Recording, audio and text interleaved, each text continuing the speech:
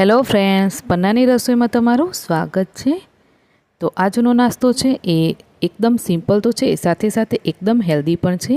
જે લોકોને શુગર હોય એ લોકો પણ આ નાસ્તો ખાઈ શકે એટલો આ સરસ એવો નાસ્તો છે। તો હા, આજે આપણે બનાવીશું કસૂરી મેથીની એકદમ ટેસ્ટી એવી મઠરી। આ મઠરી બનાવી તમે સ્ટોર કરી શકો છો 2-3 મહિના સુધી, અને જ્યારે પણ તમને કંઈક નાસ્તો ખાવાનું મન થાય તો તમે ચા સાથે કે એમ મજાને ખાઈ શકો છો। 2-3 મહિના સ્ટોર થતો હોવાથી તમે આ નાસ્તાને સફરમાં પણ લઈ જઈ શકો છો। બનાવવું એટલું જ સિમ્પલ છે, તો ચાલો બનાવવાનું શરૂ કરીએ। કસૂરી મેથીની મઠરી બનાવવા માટે સૌથી પહેલાં તો આપણે લેશું અહીંયા ઘઉંનો લોટ, સાથે જ હું અહીંયા મેદો પણ લઉં છું, મતલબ કે ઘઉંનો લોટ અને મેદો બંને મિક્સ કરીને લઈશ। 2 વાડકી ઘઉંનો લોટ તો 2 થી 3 વાડકી મેદો લેશું। મેદો લેવાથી મઠરી છે એ એક્સ્ટ્રા ક્રિસ્પી થશે, સાથે સાથે લાંબા સમય સુધી એ ચાલવામાં રહેશે। ઘઉંના લોટમાંથી બનાવશો તો થોડો એનો જે સમયગાળો છે ચાલવા માટેનો એ ઓછો થઈ જશે, કેમ કે મઠરી બનાવીને રાખશો ને એટલે થોડી સોફ્ટ પડી જશે। તો મેં અહીંયા ઘઉંનો લોટ અને મેદો બંને લીધું છે। હવે આપણે નાસ્તાને બનાવવા માટે કસૂરી મેથીનો ઉપયોગ કરવાના છીએ। તો મેં અહીંયા 1.5 વાડકી કસૂરી મેથી લીધી છે। કસૂરી મેથીને આપણે ધીમા ગેસ ઉપર શેકી લેશું, અને હા, જેમ જેમ શેકતા જઈશું એમ એના જે ડંઠલ હોય એને આપણે હાથથી તોડતા પણ જઈશું।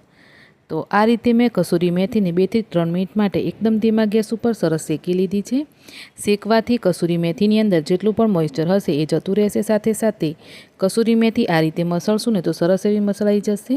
તો એની અંદર પતલા પતલા જે દાંડલા હોય ને એ આપણે ભાંગી નાખવાના છે। તો ચાલો કસૂરી મેથીને પણ આપણે શેકી લોટ સાથે લઈ લેશું। સાથે જ લેશું અહીંયા આપણે 1 ચમચી જેટલું અજમો। અજમાને આ રીતે હાથથી ક્રશ કરીને એડ કરીશું, જેથી એની અંદર ફ્લેવર સરસ આવશે। ત્યાર પછી ફ્લેવર માટે આપણે અડધી ચમચી શેકેલા જીરાનો પાવડર લેશું। તો મારી પાસે શેકેલું જીરું છે તો હું અહીંયા એનો પાવડર લઉં છું। તમારી પાસે ના હોય તમે આખું જીરું છે અડધી ચમચીના જગ્યાએ 1 ચમચી લઈ શકો છો। તો અડધી ચમચી મેં જીરાને પણ એ જ રીતે ક્રશ કરીને એડ કરી દીધું। હવે લોટના સ્વાદ પ્રમાણે આપણે મીઠું એડ કરી દઈશું। ત્યાર પછી આપણે અડધી ચમચી બ્લેક સોલ્ટ લેશું, અને મોવણ માટે તેલ લઈ લેશું 3 થી 4 ચમચી જેટલું। સાથે જ અડધી ચમચી હળદર પાવડર, 1 ચમચી લાલ મરચું પાવડર અને અડધી ચમચી જેટલો ગરમ મસાલો લેશું। તો મસાલાઓ છે ને એ તમારી મઠરી કેટલી મસાલેદાર કે પછી ઓછા મસાલાથી બનાવવી છે એ પ્રમાણે મસાલાઓ તમે વત્તા ઓછી કરીને પણ લઈ શકો છો।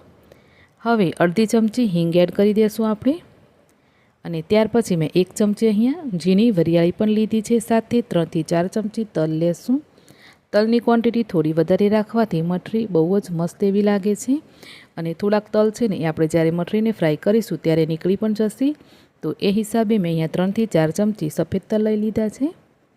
તો હવે આપણે બધી જ વસ્તુને પહેલાં તો લોટમાં મિક્સ કરી લેશું, અને ત્યાર પછી થોડું થોડું પાણી એડ કરતા જઈશું અને એકદમ સખ્ત એવો લોટ બાંધી તૈયાર કરી લેશું।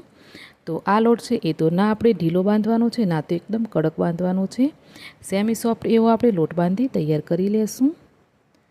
તો અહીંયા મેં 3 વાડકી ઘઉંનો લોટ વાપર્યો છે, 3 વાડકી મેદો લીધો છે, એની સાથે 1.5 વાડકી મેં કસૂરી મેથીનો ઉપયોગ કર્યો છે।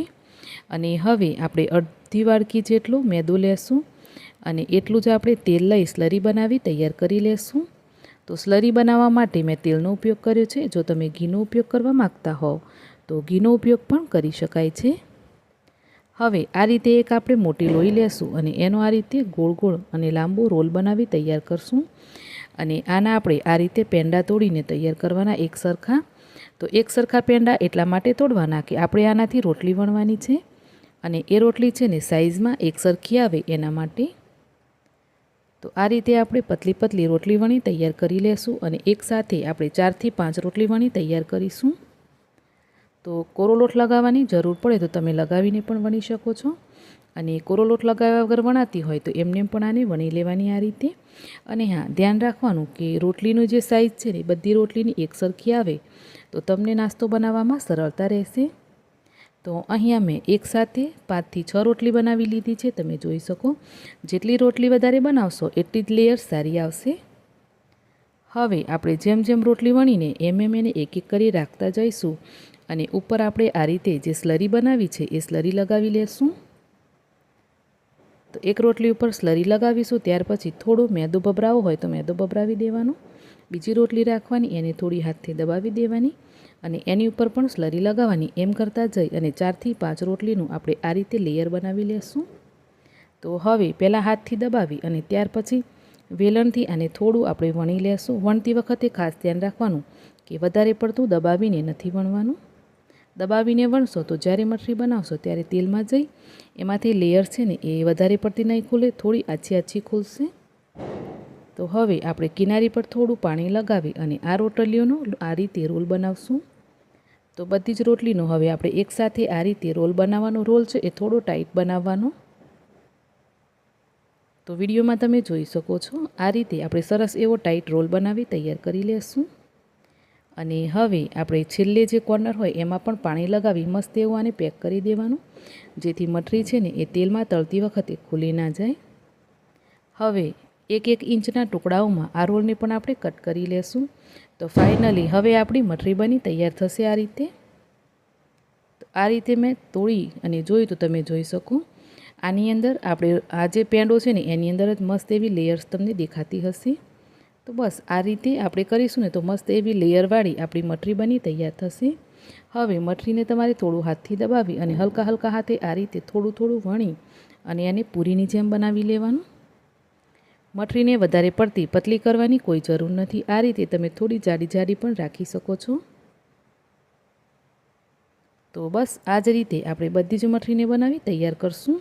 તો મઠરીને થોડી જાડી રાખશો ને તો વધારે સારું રહેશે. હવે આપણે હલકું ગરમ તેલ કરીશું અને એની અંદર જેટલી પણ આવે એક બેચમાં એટલી મઠરી આ તેલની અંદર એડ કરી અને મઠરી એકદમ ક્રિસ્પી થાય ત્યાં સુધી એને ફ્રાય કરી લેશું. તો ધીમા ગેસે ફ્રાય કરવાથી મઠરી એકદમ ક્રિસ્પી બનશે, સાથે જ લાંબા સમય સુધી એ ક્રિસ્પી રહે છે. જો તેલ વધારે ગરમ હશે તો મઠરી છે એ ક્રિસ્પી તો થશે શરૂમાં, પણ જેમ જેમ તમે એને સ્ટોર કરશો એમ એમ એ સોફ્ટ થઈ જશે. તો ખાસ ધ્યાન રાખજો કે મઠરી તળતી વખતે થોડું તેલનું ટેમ્પરેચર છે એ લો હોવું જોઈએ. આ રીતે આપણે બધી જ મઠરી બનાવી તૈયાર કરી લેશું. તો એ રીતે મેં 3 થી 4 બેચમાં મઠરી બનાવી તૈયાર કરી લીધેલી છે. તો આજની તમને મઠરીની રેસીપી કેવી લાગી મને કોમેન્ટ કરીને જરૂરથી જણાવજો દોસ્તો. અને આ મઠરીને તમે આ રીતે બનાવી ચા સાથે સર્વ કરી શકો છો.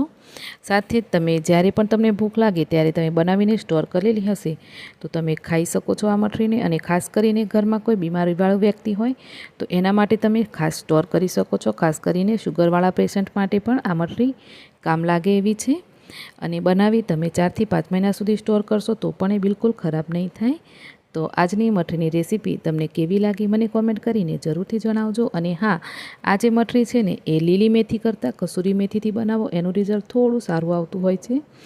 તો આજની રેસીપી તમને પસંદ આવી હોય તો વિડીયોને લાઇક શેર જરૂરથી કરજો. ચેનલ ઉપર નવા હોવ તો ચેનલને જરૂરથી સબસ્ક્રાઈબ કરજો. આવજો.